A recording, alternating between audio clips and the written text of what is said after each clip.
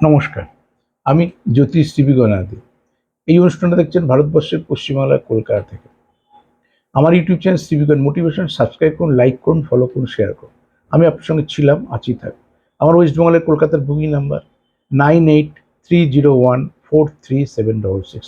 যারা কলকাতা এসে দেখবেন মনে করবেন এই ফোনে বুক করে আসতে হবে। আর যারা অনলাইন বিচার করাবেন ওই ফোনে ফোন করে আমার পার্সোনাল হোয়াটসঅ্যাপ নাম্বার নেবেন, সেখানে কি জানতে চাইছেন ডিটেলটা পাঠাবেন।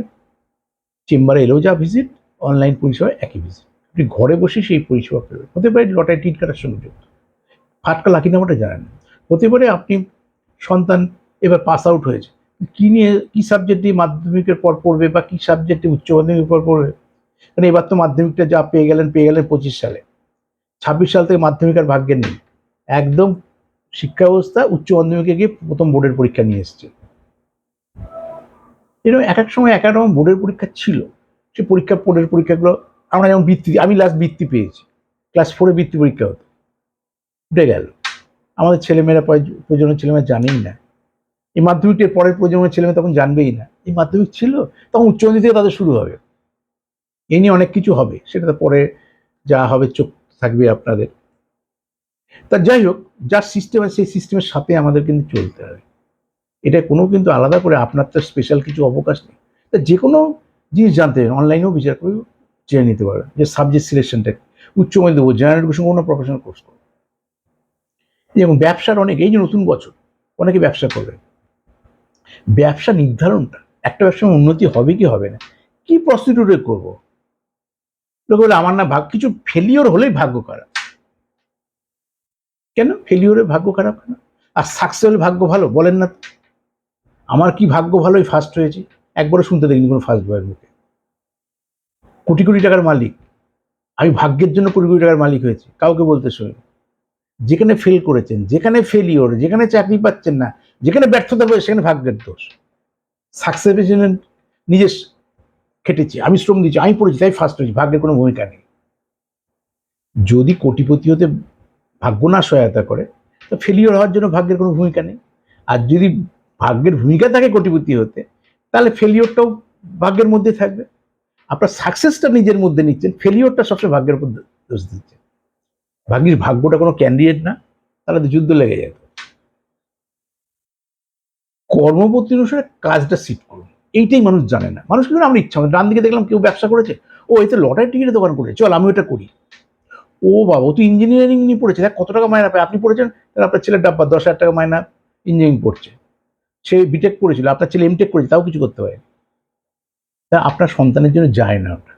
এইটা কিন্তু এখনো 2024 সালে দাঁড়িয়েও যদি এই বিশ্বাস না করা শেখে সবার জন্য সব রাস্তা না, এটা আপনারা মা বোনেরা নিজেরা বুঝুন, সন্তানদের বোঝানোর চেষ্টা করুন। ওর হয়েছে মানে ওইটাই আমার হবে তা নয়। ও তো ফার্স্ট হয়েছে, আপনি ফার্স্ট হচ্ছেন, ওটা পারবো, নিজেই জানেন পারবেন না, করবেন না তো ফার্স্ট হবেন কোথা থেকে।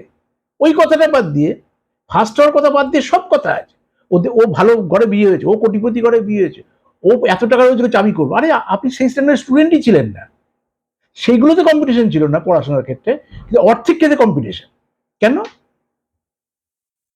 অর্থ মনে করলে ক্লাসে 50 জনের মধ্যে ফার্স্ট হওয়াটা সহজ, কিন্তু এত কোটি কোটি ব্যবসাদার এত কোটি কোটি চাকরি অ্যাপ্লাই করছে, তার মধ্যে আপনি চাকরি পাবেন অত সহজ? কিন্তু সেটাকে সহজ ভাবছেন, আর এডুকেশনটাকে সবথেকে কঠিন ভাবছেন। আমরাও পড়াশোনার লাইফে পড়াশোনাটা কঠিন ভেবেছি, যে সিচুয়েশনে থাকে তার কাছে সেটাই কঠিন। কিন্তু কম্পিটিশনটা বুঝতে হবে নিজের সাথে, অন্য লোকের সাথে না, তবে আপনার সাকসেস হবে। তো 10-12টা ঘর, লগ্ন একটা, লগ্ন থেকে কাউন্ট হয়, লগ্ন রাশি রবি রাশি, এই তিনটে ধরে ভারতবর্ষে বিচার হয়। লগ্নের পারফেকশন, দ্যাট ইজ টাইমিং। চন্দ্র 54 ঘন্টা, রবি স্প্যান 1 মাস। তাহলে আমাকে লগ্ন থেকে কাউন্ট করতে হবে, নবম থেকে ভাগ্য, কোন কর্মের মধ্যে দিয়ে ভাগ্যের উন্নতি হবে। তো দশম হচ্ছে কর্ম। ধরুন বৃহস্পতি আছে, বললাম টিচিং প্রফেশনে যাবে একটা জীবনে, তা টিচিং মানে শুধু সব রকমের শিক্ষাগত হতে পারে। আবার বৃহস্পতি ভালো, আমি বললাম আর্টস পড়ুন, আর্টসের আপনি বাংলায় অনার্স নেন, কিন্তু আপনি হিস্ট্রিতে অনার্স নিয়েছে, পলিটিক্যাল সায়েন্সে অনার্স নিয়েছে, কি ইংলিশে অনার্স নিয়েছে, আপনার জন্য প্রযোজ্য না তো। ইংলিশে সবই অনার্সেরই ভ্যালু আছে, সবার জন্য কেরিয়ার হবে না। তা কর্মটা তৈরি হবে, ব্যবসা করবেন মনে করুন, তাহলে কি ব্যবসা করবেন? আমি বৃহস্পতি ব্যবসা করবো, তাহলে আমি লাইনে হোটেল করি, আমি ধান চাষ করি, ধানের পাইকারি ব্যবসা করি। না, আমি বৃহস্পতি আমার ভালো রয়েছে, আমি তাহলে কি কি করতে পারি? আমি সব কিছুই করতে পারি যেগুলো বৃহস্পতি ওরিয়েন্টেড। বৃহস্পতি জ্ঞান পাণ্ডিত্য, জ্ঞান পাণ্ডিত্য আর অর্থ এক জিনিস না।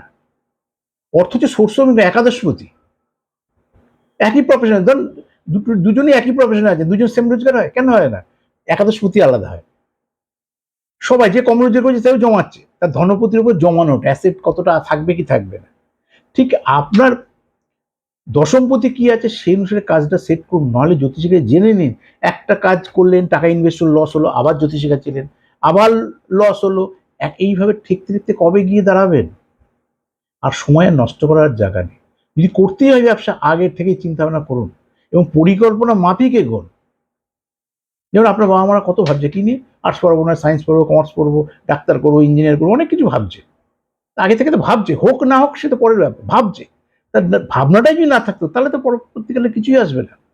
সে ব্যবসা কোনো চিন্তা আনা, এইবার জ্যোতিষী কাছে কি ব্যবসা করবো, সে ব্যবসাটা কখন ওপেন করবো, আমার জন্য যাবে নাকি পার্টনারশিপ করবো নাকি এককভাবে করবো। তাই আপনি দশম কারক গ্রহ দেখে ব্যবসা করুন, দশম কারক গ্রহ দেখে কর্ম করুন। কর্মের মধ্যে ব্যবসা, কর্মের মধ্যে চাকরি, কর্মের মধ্যে সেলফ প্রফেশন। এবং নবম থেকে ভাগ্য, সেই কর্মে ভাগ্য কতটা উন্নতি হবে, সেই দুটো প্রতি কোথায় কিভাবে আছে, ইন্টারচেঞ্জ আছে, ইন্টারচেঞ্জ থাকলে খুব ভালো। কতটা সোর্স অফ ইনকাম হবে, আজকে সোর্স অফ ইনকাম নিয়ে আলোচনা না, কিন্তু বলছি একাদশপতি, সেখান থেকে কতটা অর্থ জমাতে পারেন, ধনস্থান। তা প্রত্যেকের আলাদা আলাদা না, প্রত্যেকটা মানুষের আলাদা আলাদা হবে। তো কি করে হবে আপনার সোর্স অফ ইনকাম, আপনার অ্যাসেট, আপনার আয় সব, আর আপনার কর্ম সব এক হবে না।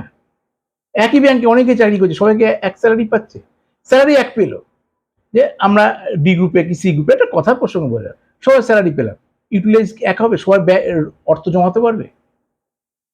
ঠিক সেরকম ভাবে আপনি কতটা অর্থ রোজগার করবেন, একাদশপতি কি কর্মের মধ্যে ইনভলভ হলে আপনার ভালো হবে, দশমপতি, নবমপতি থেকে সেই কর্মে কতটা ভাগ্যের উন্নতি হবে। আমি জ্যোতিষী শ্রী বিমাননাথী আপনার সঙ্গে ছিলাম, আজকেই থাকবো। নমস্কার।